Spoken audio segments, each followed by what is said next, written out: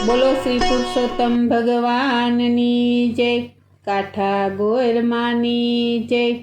ઓમ શ્રી કૃષ્ણાય વાસુદેવાય હરયે પરમાત્મને પ્રણત ક્લેશનાશાય ગોવિંદાય નમો નમઃ, ગોવિંદાય નમો નમઃ।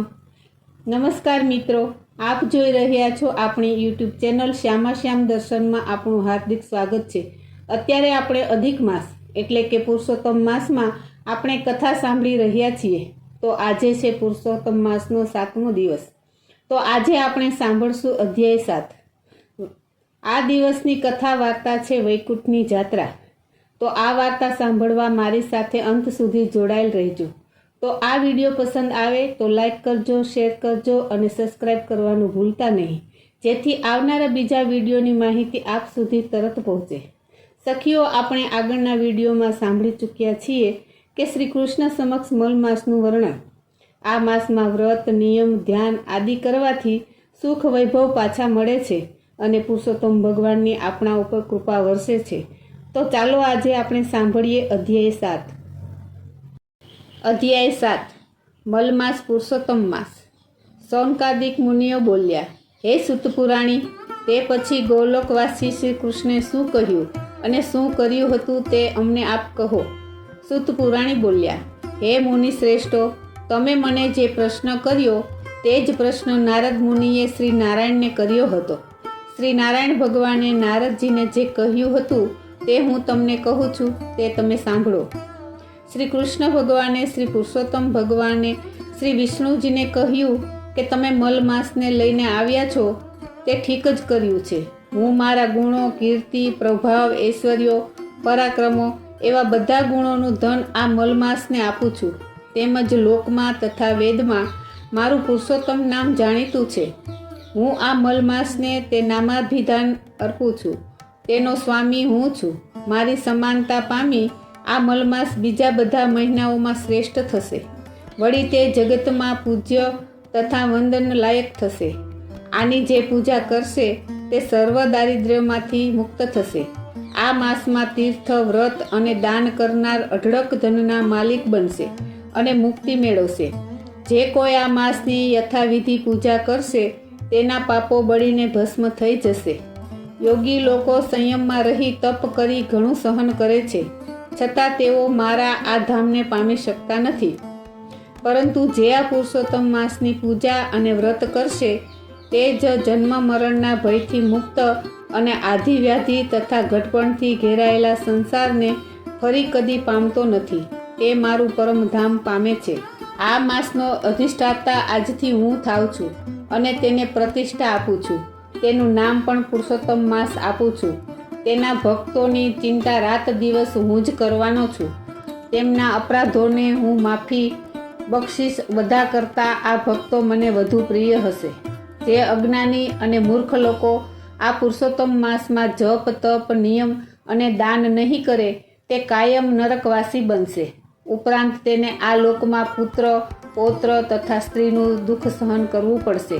તે કદી ભાઈ, પુત્ર, સ્ત્રી તથા ધનનું સુખ હાંસલ નહીં કરી શકે। ફરીથી કહું છું કે આ માસમાં મારું પૂજન, વ્રત, દાન વગેરે કરવામાં આવશે તો તે સર્વ સુખો સહેલાઈથી પ્રાપ્ત કરી શકશે, કેમ કે મેં બધા મહિનાઓમાં આ માસને ઉત્તમ કર્યો છે। માટે લક્ષ્મીપતિ, તમે આ મલમાસની ચિંતા છોડી દઈને જેને મેં પુરુષોત્તમ માસનું નામાભિધાન આપ્યું છે તેને લઈને વૈકુંઠ ધામમાં જાઓ। ભગવાન નારાયણ નારદજીને ઉદ્દેશીને બોલ્યા, હે નારદ, ભગવાન શ્રી કૃષ્ણના આવા વચનો સાંભળીને ભગવાન વિષ્ણુ તેમને પ્રણામ કરીને અધિક મલમાસ સાથે ગરુડ ઉપર બેસીને પાછા વૈકુંઠ લોકમાં આવ્યા। તે દિવસથી મલમાસ પુરુષોત્તમ માસના નામે ઓળખાવા લાગ્યો। વૈકુંઠની જાત્રા। રંગપુર નામે એક ગામ હતું। ત્યાં એક પટેલ રહે। પટેલનું નામ પાંચા પટેલ। તેને 4 દીકરા। ચારેય દીકરા ખેતી કરે અને પટેલ નિરાતે પ્રભુનું ભજન કરે।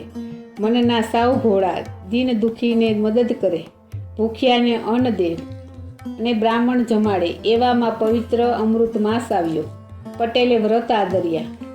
ઘરમાં વિધિપૂર્વક પુરુષોત્તમ પ્રભુની સ્થાપના કરી રોજ નદીએ નાહવા જાય, કાઠાગોરની વાર્તા સાંભળે અને દેવ દર્શન કરે અને દાન દક્ષિણા આપે. પટેલની આવી નિષ્કામ ભક્તિથી ભગવાન પુરુષોત્તમને ઘણો આનંદ થયો. એકવાર ભગવાને ભિખારીનું રૂપ લીધું અને આવ્યા પટેલના ઘેર. પટેલ તો આંગણામાં બેઠા બેઠા માળા ફેરવી રહ્યા છે. આંગણામાં ઘઉંનો ઢગલો પડ્યો છે. ભિખારીને જોઈને સુપડું ભરીને ઘઉં આપ્યા, પણ આ તો ભગવાન ભક્તની કસોટી પહેલાં કરે. ભગવાન બોલ્યા કે આપવો હોય તો આખો ઢગલો આપો. પટેલે જરાય ખચકાટ વગર કહી દીધું કે જા, આખો ઢગલો તારો. ભગવાન પ્રસન્ન થયા. જ્યાં ઘઉંના ઢગલા પર હાથ ફેરવ્યો ત્યાં તો ઘઉં સાચા મોતી બનીને ઝગમગવા લાગ્યા. પટેલ તો ઉઠીને પગમાં પડી ગયા અને હર્ષાશ્રુથી પ્રભુના ચરણ પખાડવા લાગ્યા.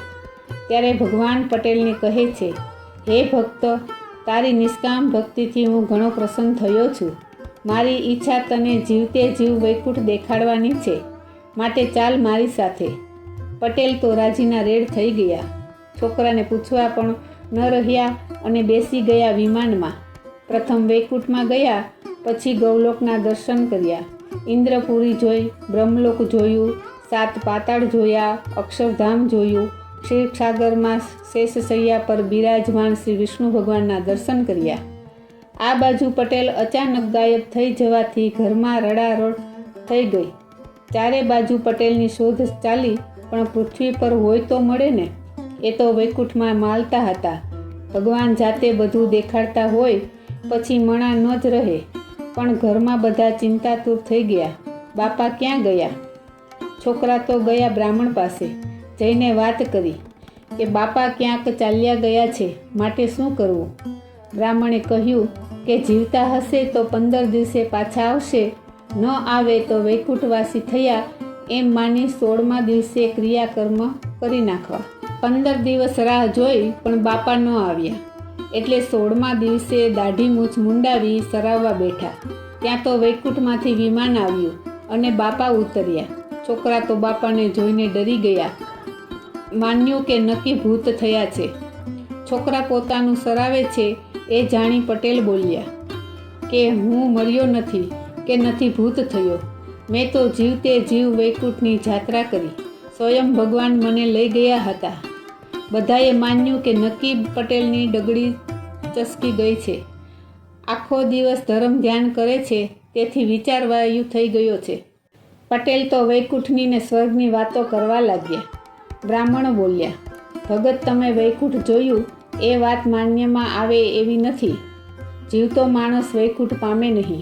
તે છતાં જો તમે અમને વૈકુંઠ દેખાડો તો વાત સાચી, નહીંતર તમારા નામનું બધાએ નાહી નાખ્યું છે, એટલે તમે પ્રેત થયા છો એમ માની લેવાશે. પટેલ તો ખરા ફસાયા. ભગવાનને પોકારવા લાગ્યા કે હે પ્રભુ, તે તો મને ખરો ફસાવ્યો. વૈકુંઠની જાત્રા જીવતે જીવ કરાવી, પણ હવે જીવતે જીવ ચિતા પર ચડવું પડશે. મરવાનું તો સૌને છે, પણ આમાં લાજ તારી જશે. જગતમાં તારી હાંસી થશે, માટે તને ઠીક લાગે એમ કરજે. ભગવાનને ચિંતા થઈ. ભક્ત ભીડમાં પડે ત્યારે ભગવાન ઉઘાડા પગે દોડે, તો જ ભક્તની લાજ રહે. પ્રભુ તો તરત ગરુડે ચડીને આવ્યા. પટેલની આંખમાં હર્ષના આંસુ આવી ગયા. ગળગળા અવાજે કહેવા લાગ્યા, પ્રભુ, તમે મને વૈકુંઠની જાત્રા કરાવી એ વાત આ બધા ખોટી માને છે, માટે આ બધાને વૈકુંઠની જાત્રા કરાવો. ત્યારે ભગવાન મરક મરક હસીને બોલ્યા, હે ભક્ત, વૈકુંઠ કાંઈ બધાને ન મળે, એ તો પુણ્યશાળીને જ મળે. જેણે પુણ્ય કર્યા હશે એ વૈકુંઠ પામશે. પટેલ તો જીદે ચડ્યા, ના, આ બધાને વૈકુંઠ દેખાડો. ભોળા ભક્તની જીદ જોઈ ભગવાન હસી પડ્યા. સારું ભક્ત, તમે ગરુડના પગ પકડી રાખો. બીજો તમારા પગ પકડે, ત્રીજો બીજાના પગ પકડે. જેને વૈકુંઠમાં આવવું હોય એ એકબીજાના પગ પકડે. બ્રાહ્મણ 7 હતા. પટેલે ગરુડના પગ પકડ્યા, બીજાએ પટેલના પગ પકડ્યા. આમ સૌ આકાશમાં ઉડવા લાગ્યા. જીવતે જીવ વૈકુંઠ જોવા મળે એ આશાએ બધાના આનંદનો પાર ન હતો. એવામાં એક બ્રાહ્મણે પટેલને પૂછ્યું, હે ભગત, વૈકુંઠમાં લાડવા તો મળશે ને? બિલાડીની નજર શિકા પર અને બ્રાહ્મણની લાડુ પર. પટેલે તો હા પાડી. ત્યારે બ્રાહ્મણ પૂછવા લાગ્યો, પેટ ભરીને ખાવા મળે એટલા લાડુ હશે ને? પટેલ કહે, હા, તારાથી ખવાય એટલા ખાજે, ઘણા લાડુ છે. બ્રાહ્મણના મોંમાં પાણી આવ્યું. એ વળી પૂછવા લાગ્યો, ત્યાં કેટલા લાડુ છે એ તો કહો. પટેલ કહે, આટલા બધા. એમ કહીને જ્યાં હાથ લાંબા કર્યા ત્યાં તો હાથ છૂટી ગયા અને બધા આકાશમાંથી નીચે પડવા લાગ્યા. ધરતી પર પડતા જ બધાનો જીવ નીકળી ગયો. એક પટેલ જીવતા રહ્યા. 7 બ્રાહ્મણોને મરેલા જોઈ પટેલ કાળો કકળાટ કરવા લાગ્યા.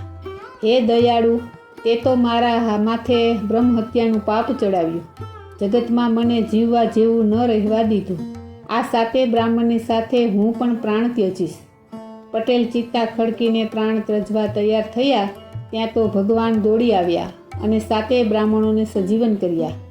આમ પટેલની નિષ્કામ ભક્તિના પ્રતાપે એમને જીવતે જીવ વૈકુંઠ જોયું અને બીજાને પણ પ્રભુના દર્શન થયા. હે પૂર્ણ પુરુષોત્તમ પ્રભુ, જેવા તમે પાંચા પટેલને ફળ્યા એવા વ્રત કરનાર સૌને ફળજો. બોલો પુરુષોત્તમ ભગવાનની જય. કાઠા ગોરમાની જય.